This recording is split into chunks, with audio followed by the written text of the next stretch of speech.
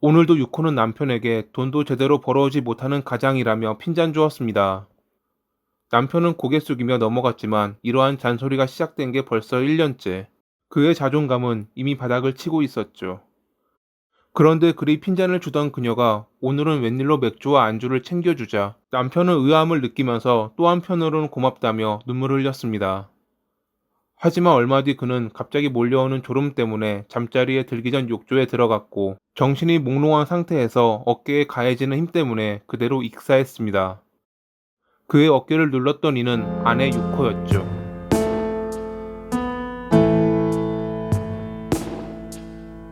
1955년 일본 후쿠오카현의 부유한 집안에서 태어난 유코. 흰 피부에 큰 눈을 가졌던 그녀는 백설공주라 불리며 응석바지로 자랐습니다. 당시 동창생은 그녀를 다음과 같이 기억했습니다. 성적은 그리 좋지 않았지만 미인이고 화려해 유명했다.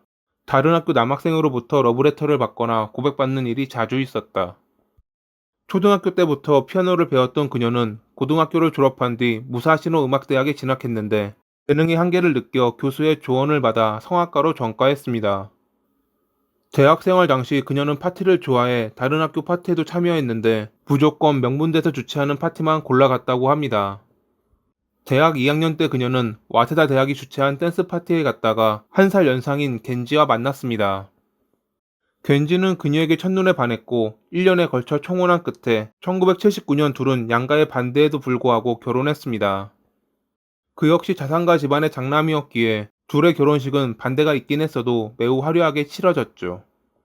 1983년까지 둘 사이에서 두 아이가 태어났지만 그들의 결혼 생활은 생각만큼 좋지 않았습니다. 어릴 때부터 마음 내키는 대로 살아왔던 유코는 시댁 근처에 사는 것에 불만이 많았고 결국 실패한 결혼이라고 말하며 친정인 후쿠오카로 돌아왔습니다. 남편은 그녀에게 매달리며 2년 정도 후쿠오카에서 살기로 약속했지만 그 역시 낯선 환경 때문인지 스트레스를 받아 이를 도박으로 풀었죠. 얼마 안 가 그는 도박으로 360만 엔이 넘는 빚을 졌고 이를 유코의 아버지가 대신 갚아주기도 했습니다. 당시 그 돈이면 집 몇 채를 살 수 있던 거금이었다고 합니다. 사치를 좋아했던 유코 역시 명품을 산다며 매달 친정에서 돈을 지원받았습니다. 부유한 집안에서 태어난 그들이었기에 결혼 전에도 이렇게 살았지만 그런 둘이 만나 갈수록 쓰는 돈이 많아지자 양가 부모는 속이 터졌을 것입니다. 그녀의 말처럼 준비되지 않은 철없는 두 남녀의 실패한 결혼이었죠. 1985년에 겐지가 회삿돈과 더불어 장인 어른의 돈까지 빼돌린 것이 드러나며 결국 그해 10월에 유코는 그와 이혼했습니다. 그로부터 2년 뒤 그녀는 4살 연하의 유지라는 남성과 결혼합니다. 그는 그녀가 이혼하기 4개월 전 집을 지을 때의 담당자로 유지 보수 때문에 몇 번 방문하면서 둘은 가까워졌습니다. 당시 유지에게는 셋째를 임신한 아내가 있었지만 그는 지인들의 만류에도 불구하고 끝내 가정을 버리고 유코와 재혼했죠. 1급 건축사를 따고 독립해 유코의 원조로 건축 설계 사무소를 차렸던 유지는 번화가 인근의 사무소를 겸비한 3층짜리 저택을 지었습니다. 처음에는 꽤 잘 나갔습니다. 이대로만 가면 곧 성공한 사업가의 반열에 오르는 것은 시간 문제였죠. 하지만 그것도 잠시. 일본 버블 경제의 여파로 사업이 망해버렸고 다른 사업으로 노선을 바꿨지만 이 역시 잘 되지 않아 거액의 빚을 지게 됩니다. 그런 와중에도 사치스러운 삶을 포기하지 못했던 유코는 급기야 남편에게 당신이 죽으면 보험금으로 빚을 갚을 수 있다라며 연일 맹렬하게 몰아세웠습니다. 친정에서도 더 이상 도와주지 않았지만 사치를 위해 돈이 필요했던 그녀는 당시 가정부가 저녁마다 근무한 스낵바에 소개받아 아르바이트를 하기도 했죠. 그리고 매일 남편을 볼 때마다 당신 때문에 자기 팔자가 일이 됐다며 한탄했습니다. 계속 불어나는 빚의 압박과 아내의 독설에 견디지 못한 유진은 2번이나 스스로 목숨을 끊으려 했지만 매번 미수에 그쳤습니다.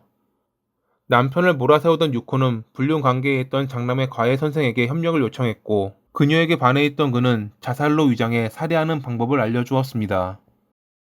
처음에는 벤진을 섞은 물을 마시게 해 살해하는 방법을 제안했지만 냄새가 심하게나 어렵다는 것을 알게 되자 다음으로 제안한 것은 복부를 흉기로 깊이 찔러 동맥을 손상시키는 것이었습니다.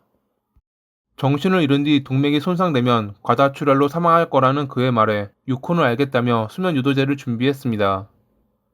1994년 10월 22일 약이 들어간 술을 마시고 정신을 잃은 유지를 그녀는 흉기로 살해했고 주변에 차용증을 놔두어 마치 빚 때문에 비관해 할복한 것처럼 꾸몄습니다.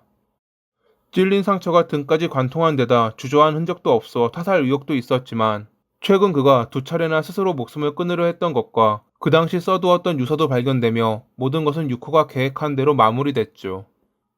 그렇게 남편의 생명보험금 1억 6천만 엔을 챙긴 그녀는 스낵바에서 일했던 경험을 바탕으로 자신의 가게인 프리지아를 오픈했습니다. 40살이었던 그녀였지만 남자를 능숙하게 다뤘기에 손님들과 육체관계를 가지며 매출을 유도했고 심지어 돈을 빌리기도 했습니다. 그런 관계를 유지하다 손님이 돈이 없어 안 준다고 하면 가족에게 이 사실을 알리겠다고 위협하며 돈을 뜯어냈죠. 하지만 점점 한락가에서 안 좋은 소문이 돌며 손님이 줄어들자 그녀는 재혼을 결심했습니다. 두 번째 남편을 살해하고 받았던 막대한 보험금을 떠올리며 이번에도 보험금을 노리고 계획한 재혼이었죠. 단골이었던 9살 연상의 아마노라는 남성은 그런 그녀의 술수에 빠져 30년 가까이 함께했던 아내를 버리고 재혼했습니다. 그리고 1년 6개월 뒤 욕조에서 사망한 채 발견됐죠. 그는 약이 들어있는 술을 마시고 정신이 몽롱한 가운데 욕조에 들어갔고 유코는 그런 그의 어깨를 눌러 익사하게 만든 것입니다. 하지만 당시 그는 병원에서 수면 유도제를 처방받고 있었기에 경찰은 타살을 의심하지 않았습니다. 이번에도 약 1억 4천만 엔의 보험금을 타게 되리라 기대했던 유코였지만 남편의 지병인 당뇨를 사전에 고지하지 않아 보험회사가 지급을 거부했고 결국 그녀가 받게 된 보험금은 우체국 간이보험으로 들었던 3천만 엔이 전부였습니다. 크게 한탕을 하지 못한 그녀는 계속되는 경영난에 가게 문을 닫았지만 그럼에도 사치스러운 삶에서 벗어나지 못했습니다. 거기에 도박에 빠져 빚까지 지게 됐죠. 그러던 중 2003년에 후쿠오카 현경 수사 1과의 한 형사는 과거 사건을 확인하던 중 남편 2명이 연속으로 사망해 거액의 보험금을 받은 유코를 눈여겨보았습니다. 형사는 환락가를 돌아다니며 그녀에 관해 수소문했고 정보를 종합한 결과 보험금 때문에 그녀의 남편들이 살해됐다고 확신했습니다. 증거는 없었지만 일단 그녀가 과거 손님들에게 돈을 뜯어냈던 것을 빌미로 삼아 2004년 7월 22일에 공갈 혐의로 체포한 형사는 거짓말 탐지기까지 동원하며 몇 시간에 걸친 신문 끝에 자백을 받아내는 데 성공했습니다. 재판에서 검찰 측은 여왕벌이 일벌에게 목숨을 건 봉사를 요구하듯 두 남편이 자신을 위해 죽는 것을 당연하게 생각했다고 비판하며 무기징역을 구형했습니다. 유코는 범행을 모두 인정하며 사형을 당해도 무방하다는 취지의 말도 했지만 경찰에 의해 자백을 유도당했다며 억울함을 호소하기도 했습니다. 2007년 7월 19일에 후쿠오카 지방법원은 구형대로 무기징역을 선고했고 이에 대해 그녀는 항소했지만 2011년 4월에 형이 확정됐습니다. 여담으로 검찰 측은 범행 방법을 조언했던 장남의 가해 선생에게 살인 방조죄로 12년을 구형했지만 2008년 항소심에서 재판부는 증거가 없다고 판단하며 무죄를 선고했습니다. 여왕벌로 군림하며 두 남편을 살해했던 유코.